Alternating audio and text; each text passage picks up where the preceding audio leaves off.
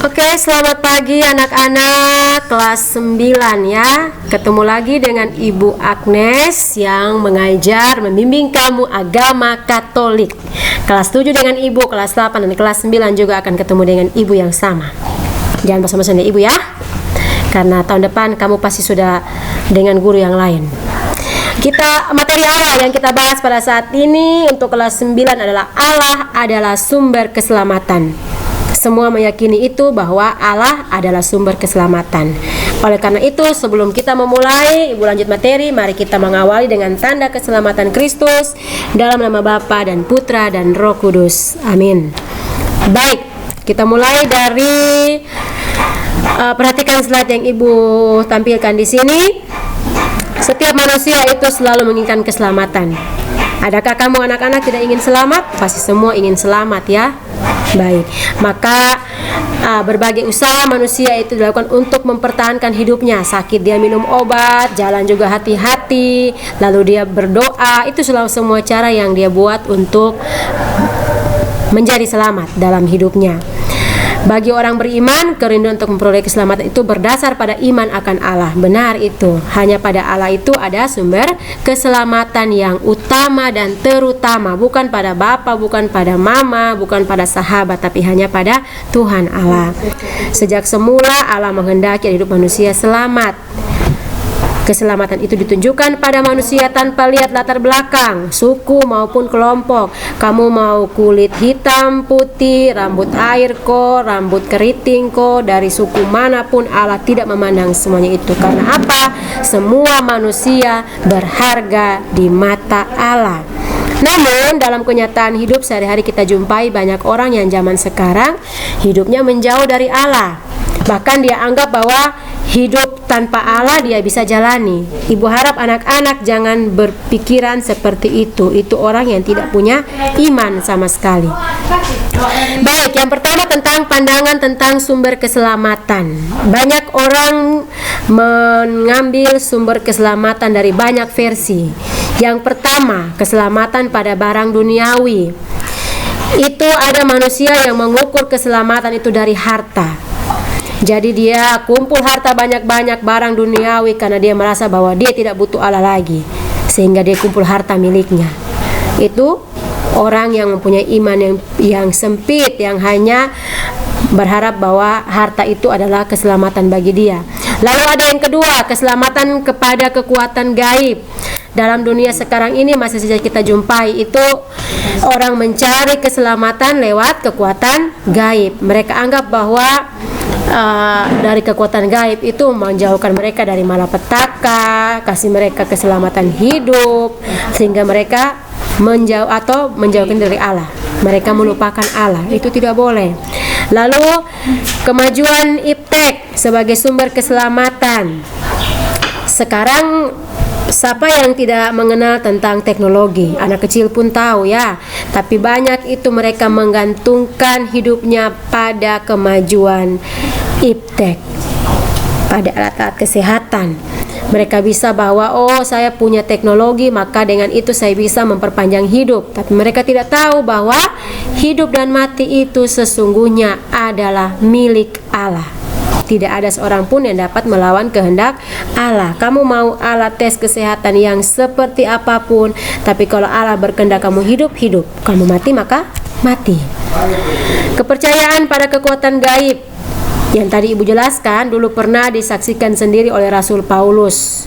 Ia waktu itu mengabarkan Injil di Athena. Orang Athena itu masih percaya pada kekuatan gaib yang dianggap mampu melindungi hidup mereka. Sikap itu kita temukan pada orang yang dewasa ini yang masih menyembah berhala, mendewakan barang duniawi, membaca mantra-mantra pada kekuatan gaib, kemudian menggunakan alat teknologi untuk keselamatan dirinya. Itu tanpa harus menyerahkan diri pada kehendak Sang Pencipta atau Allah itu sendiri. Namun sebagai seorang beriman kita harus yakin bahwa Allah adalah sumber keselamatan yang sejati. Tidak ada kekuatan apapun dunia yang menyelamatkan selain kekuatan Allah sendiri.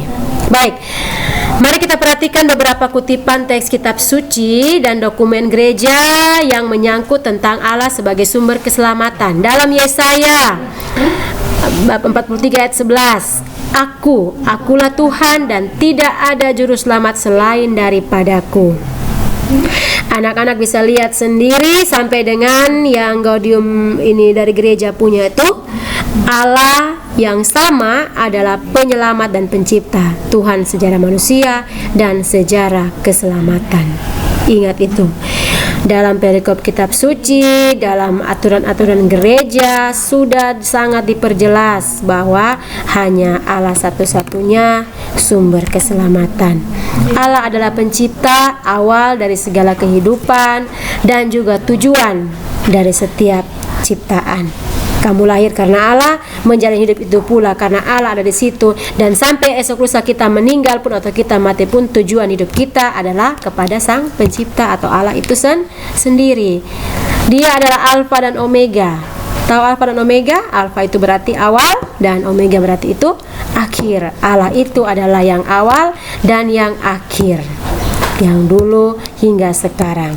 Namun seringkali manusia tidak menyadari bahwa keselamatan Allah ada dalam dirinya. Maka kerap kali itu manusia menyatakan dirinya dengan hal-hal yang duniawi, menganggap bahwa hal duniawi itu lebih penting dari kasih Allah untuk manusia. Baik, demikian juga dengan diri kita. Harus bertanya pada diri, apakah kita sudah menyerahkan diri pada Allah? Ada begitu banyak tanda kasih Allah yang kita rasakan. Tidak usah jauh-jauh, kamu bangun pagi, kamu masih bisa bernapas. Dari siapa itu? Dari Bapa, dari Mama? Tidak ya, semua dari Allah. Itu Tuhan yang kasih. Itu kamu bisa bangun dan bernapas saja tanpa orang yang di rumah sakit saja memakai oksigen, membutuhkan napas dengan itu tabung O2. Tapi kamu bangun dalam keadaan nafas itu masih stabil. Itu semua karena karya Allah, bukan karena manusia.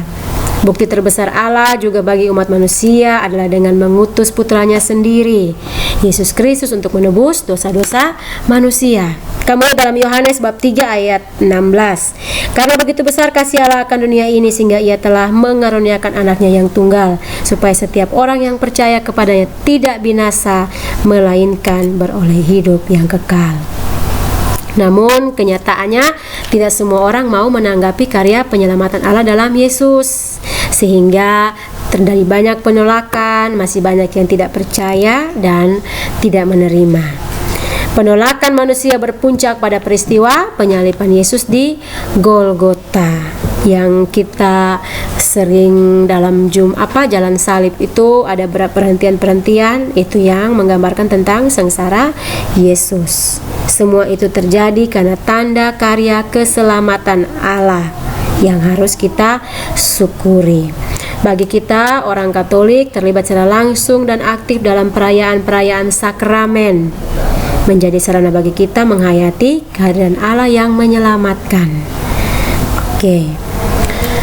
Karena Allah telah mengasihani kita dan berkehendak menyelamatkan kita, maka kita juga harus menjadi tanda kehadiran Allah di tengah-tengah manusia. Contoh yang kita lihat teladan dari Bunda Teresa, berbagai macam belas kasih yang telah dia lakukan ya di tengah-tengah waktu di India, di Kalkuta, dengan begitu banyak orang yang penyakit kusta dan segala macam, tapi dia hadir di tengah-tengah untuk berbagi kasih. Kita tidak harus menjadi Bunda Teresa untuk turun ke setiap orang sakit ketemu pergi atau begini. Tidak harus seperti itu, tapi tunjukkanlah dengan hal-hal yang sederhana. Lihatlah di sekeliling kamu, di sekitar kamu, teman kamu membutuhkan bantuan, tunjukkan bahwa tanda atau bukti kehadiran Allah ada di situ. Bantulah mereka, begitu sebisanya kamu. Kita juga dapat menjadi tanda kehadiran Allah dengan membantu teman yang kesulitan. Menjenguk teman yang sakit, mendoakan yang sakit. Teman kita yang sakit didoakan.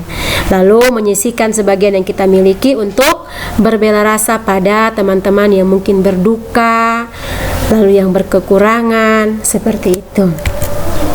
Baik, penjelasan Ibu tentang materi ini Ibu rasa cukup sekian dulu. Kalau memang ada pertanyaan yang kurang dipahami dari apa yang Ibu jelaskan, bisa japri langsung ke Ibu Agnes atau nanti lewat grup yang sudah Ibu bentuk ya di kelas 9 punya, nanti kamu tanya di situ.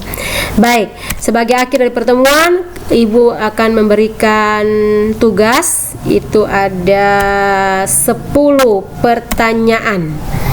10 pertanyaan tentang materi ini, dijawab tidak secara online, artinya kamu jangan kirim di grup, tapi kamu tulis di kertas, tulis jawabannya. Nanti pada saat kita pertemuan baru kamu kumpul jawaban dari yang soal yang Ibu kasih ini ya. Hari Sabtu nanti kita bertemu sesuai dengan jadwal kelas 9, kamu bawa jawaban atas tugas yang Ibu kasih. Baik, itu saja penjelasan dari Ibu. Mari kita menutupi kegiatan atau materi yang Ibu kasih ini dengan tanda kemenangan Kristus dalam nama Bapa dan Putra dan Roh Kudus. Amin. Oke, selamat siang anak-anak. Salve.